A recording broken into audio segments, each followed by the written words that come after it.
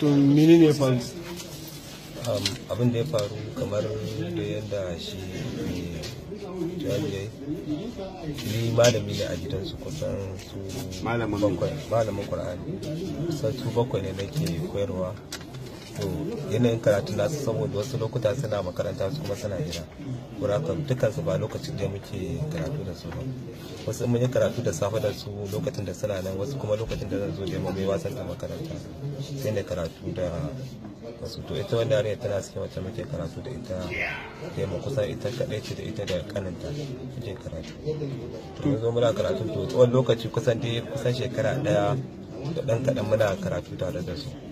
To saboda yarinta ce ban sani ba ko yarinta ce idan na zo ina mata karatu idan bata gano wani abu ta kan kokari ta tambaye ni. Yanzu ne me ya faru tsakanin ka da ita? Shi ne abin da zan ga maka. Me ya faru? Take matsuwa kusa da ni tana kokarin ta tambaye ni, to wannan matsuwa da take kusa da take na haka da ina jin canjin yanayi to sai kokarin ne kuma da ita. To dai abin da ya faru ranar 21 shine abin bai taɓa faruwa ba dai sai ranar Allah ya kawo kaddara abin ya faru. Kokari kuma ita ce ta matsanta saboda mun sa allo haka a cikin bango, to za ta yi wani rubutu za ta yi abin take cewa daga ta taimake ta.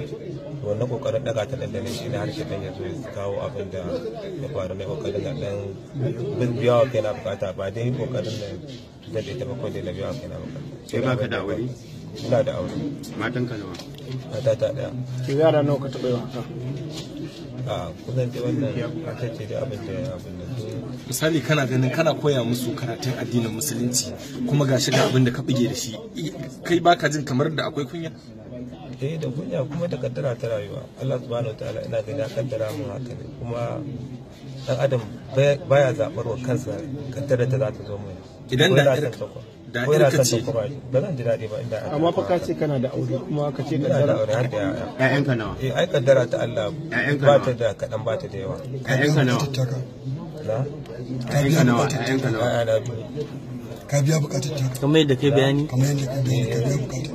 To shine dai muna cikin wannan halin ne sai na ji an kulla mata. Ka biya tambayar da aka yi maka? Na daga ta ce wannan rubutu mana abin da aka kulla mun, aka kulla mata kira. To haka ma dai muka rabu ne na fito ta bukatar ka ta biya kafin ku rabu?